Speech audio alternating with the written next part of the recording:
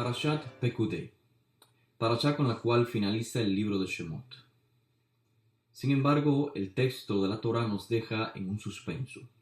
Suspenso porque en este capítulo 40 nos dice la Torá que está todo listo para comenzar el funcionamiento del Mishkan, el Aron HaEdut, el Shulchan, el Mizbeach HaZahav. Todo listo, todo está preparado tal y como Hashem le ordenó a Moshe que hiciera. Y de repente nos dice el texto, el capítulo 40, el verso 34, Vaychaz he'anan et ohel moed. La nube cubrió el ohel moed, la tienda de encuentro. Uchvot Hashem malé et mishkan. Y el kevot de Hashem llenó el Mishkan. Velo yachol Moshe lavó el ohel moed. Y Moshe no pudo ingresar, no pudo entrar en el ohel moed. Por esto digo que la parashá nos deja en una especie de suspenso. Así finaliza el libro de Shemot.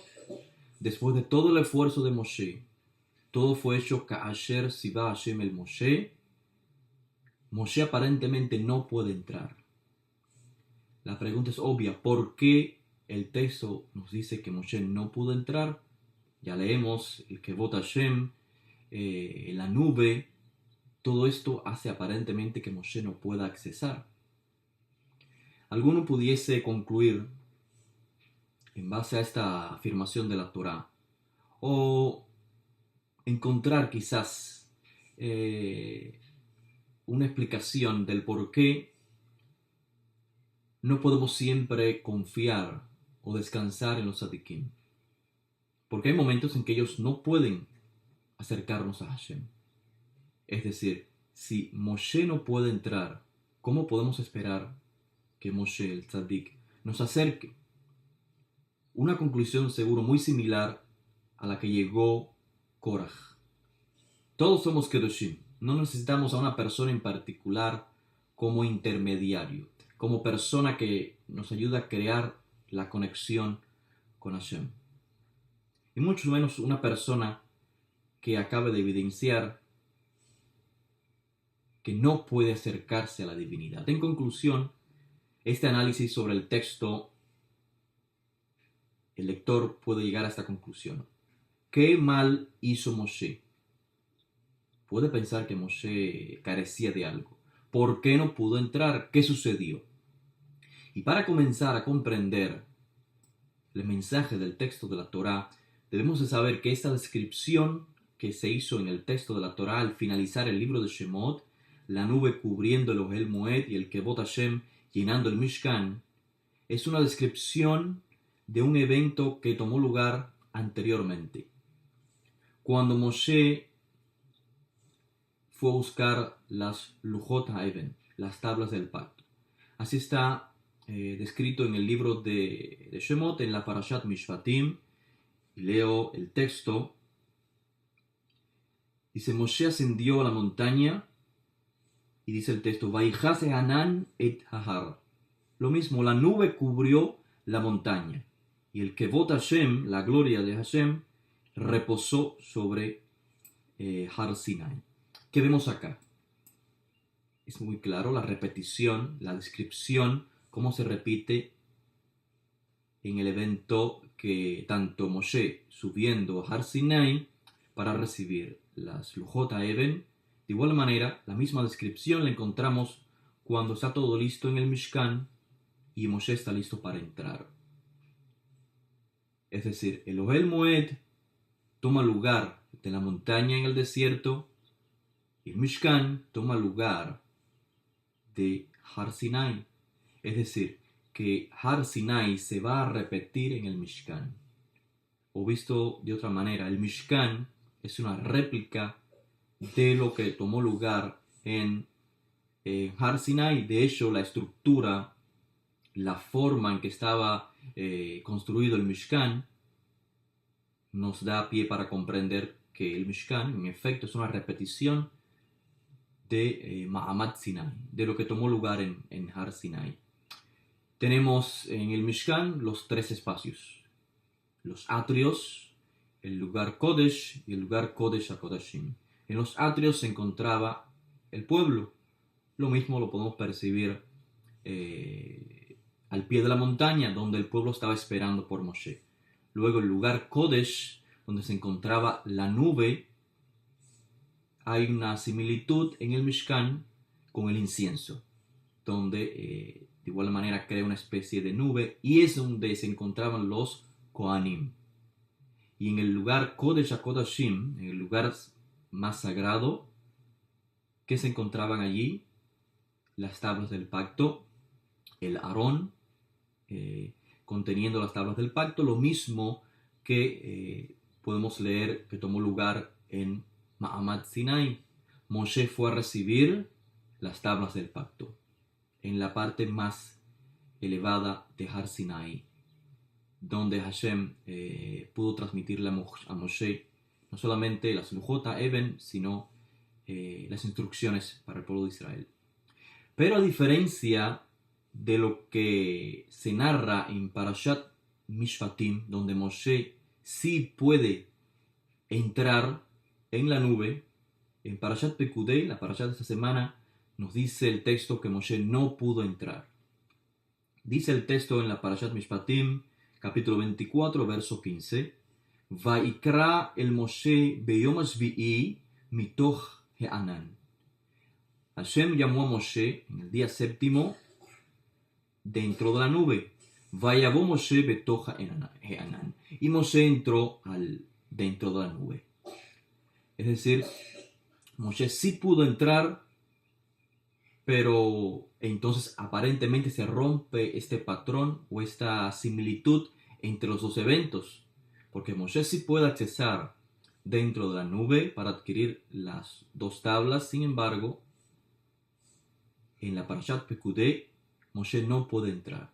Entonces, ¿por qué razón dice el texto Velo Yahol Moshe lavó el Ohel Moed? Moshe no pudo entrar en el Ohel Moed. La realidad es que Moshe sí pudo entrar en el Ohel Moed, pero esta información no la leemos en el libro de Shemot, sino que la leemos en el libro de Vaikra. El próximo libro, la próxima parasha. Dice el texto, ¿cómo comienza el libro de Levíticos? Precisamente con el llamado de Moshe, Vaikra. Dice el texto, Vaikra el Moshe, y llamó Hashem a Moshe, Vaidaber Adonai elav meohel moed. Hashem no solamente lo llamó, sino que le transmitió a Moshe desde el Ohel Moed. ¿Cuál es entonces el mensaje general de esta parasha, Parashat Pekudei? Claramente ya vimos que el Mishkan funciona como una repetición del evento en Ma'amad Sinai. Es una repetición, el Mishkan y lo que tomó lugar en aquel entonces, cuando se recibieron las Lujot Eben. Pero además de ello aprendemos que el Mishkan es una especie de rectificación del pecado del becerro de oro. El pecado del becerro de oro es lo que interrumpió el acceso a la Shejinah hacia el pueblo, debido a la desobediencia. Entonces se crea un medio de acercamiento, un medio a través del cual la Shejinah pueda descender y estar dentro del pueblo de Israel. Una rectificación a la desobediencia. Sin obediencia no hay Shejinah. Pero además, el Mishkan no solamente es una repetición de Ma'amad Sinai, es un medio de rectificación del Het HaEgel, el pecado del becerro de oro, sino que además el Mishkan alude además a la rectificación de un pecado previo, el pecado de Adán, el pecado de todos los seres humanos, que es esencialmente lo mismo, es decir, la desobediencia, la incapacidad de obedecer las misvot, los mandamientos divinos. Otra vez, sin obediencia no hay Shejinah. Recordemos que el texto de Bereshit nos dice que después de la expulsión de Adán del Gan Eden, Hashem estableció a querubim, es decir, a unos protectores del árbol de la vida. El árbol de la vida alude a la Torah y es lo mismo que vemos en el Mishkan. La segunda ocasión en que el texto de la Torá menciona a los querubim es en este mismo contexto, protegiendo el árbol de la vida, en este caso la Torá. Dentro de la Arona Kodesh se encontraban las Lujot Even, lo que ejemplifica la Torá en sentido general.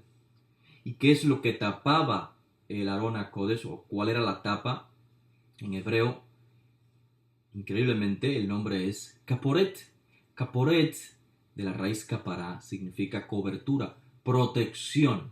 Y sobre Kaporet se encontraban los querubim. Claramente hay una conexión. El Mishkan es un medio de rectificación, también una imagen de la rectificación que debe hacer el ser humano. Para regresar al Gan Eden hay que comenzar a obedecer la voluntad divina. De esa manera la Torah también nos envía un mensaje muy importante. El retorno al Gan Eden, a ese estado espiritual del ser humano, no se puede lograr si no es a través del Tzadik. Es por medio del Tzadik, en este caso Moshe Rabbeinu. Todo lo que tomó lugar para la construcción del Mishkan fue Ka'asher Siva Hashem el Moshe. Moshe fue el medio a través del cual Hashem daba las instrucciones que había que seguir para construir el Mishkan, es decir, para rectificar a los hijos de Israel. Así que Moshe no solamente es el medio a través del cual se reciben las Lujot Even, sino es el medio a través del cual podemos escuchar las Lujot Even. Las palabras que Hashem continuó revelando a Moshe fue por medio de la intervención de Moshe. Moshe entraba en el Ohel Moed y Hashem le transmitía. De manera que no solamente el texto de la Torá, y este es el mensaje, el texto de la Torá vino a través de Moshe, sino que también la guía constante, la intervención divina constante en nuestra vida, la clarificación de las mitzvot, es a través del Tzadik, a través de Moshe. No hay manera de crear una conexión, un kesher con Hashem, si no es a través del Tzadik. De hecho, lo vamos a ver en el resto de la Torá. Los 70 ancianos que se establecieron para guiar a la nación de Israel no recibieron autoridad, no recibieron Ruach, la inspiración divina, directamente de Hashem, sino que fue por mediación de Moshe. Se repartió el Ruach que tenía Moshe. Sin Moshe, los 70 ancianos no hubiesen podido lograr adquirir el tamaño espiritual que adquirieron. Inclusive Yoshua bin Nun, quien lidera al pueblo después de Moshe, solamente estuvo capacitado para liderar al pueblo después que Moshe puso sus manos sobre él, después que Moshe le transmitió parte de su Ruach. Y es sobre esta imagen del Tzadik que podemos comprender la función del Mashiach, según lo explican los primeros discípulos de Rabbi Joshua. Es el medio a través del cual podemos crear un kesher, una conexión, un puente con la divinidad. Por lo tanto, ¿cuál es el mensaje de la parashá? Aun cuando pensamos que aparentemente el Tzadik no puede tener acceso, cuando vemos a Moshe, la imagen de Moshe, que aparentemente no puede tener acceso, así termina la parashá, no pudo Moshe ingresar al Ohel Moed, es solamente una apariencia, no es la realidad. El Tzadik está esperando el Eit Ratzon, el momento adecuado, cuando Hashem lo llame, entonces el Tzadik puede entrar. No dudemos de la capacidad del Tzadik para acercarnos a Hashem. En el momento de la muerte de Adonenu Yehoshua, Rabbi Yoshua Minasrat, ¿cuántos se burlaron de él? ¿Cuántos decían, Etaherim Yoshia, ul asmo lo yuchal Yoshia? A otros él salvó, a otros curó, por otros hizo el bien. Sin embargo, ul asmo, él mismo, lo yuchal Yoshia, no puede salvarse, no puede hacer nada por él mismo. Le decían, y Melech Israel Hu, si él es el rey de Israel, que baje, que descienda. El Tzadik aparentemente no podía ingresar, no podía acercarse a la divinidad, y muchos razonaban diciendo, si él no puede entrar, ¿cómo nos puede entrar a nosotros? La realidad era otra totalmente diferente. El tzadik estaba esperando ese momento, el Eit Ratzon, y eso es lo que vemos en el caso de Rabbi Joshua. La prueba mayor del tzadik era Mesirat Nefesh, la entrega de su vida, de su ser, al Kiddush Hashem. Lo que en realidad estaba tomando lugar no era el ajusticiamiento de un malvado, de un guerrillero, sino que era el Melech Israel, el rey de Israel, buscando Kaparat Abonot por su pueblo, acercando al pueblo a la divinidad. Muchos no lo veían así, sin embargo, encima de su cabeza había un cartel que decía Yoshua Minazrat Melech Israel, el rey de Israel. Su corona efectivamente no era una corona de oro, era una corona de espinas, era la corona del sufrimiento por el cual pasaría el tzadik para reinar sobre la nación de Israel.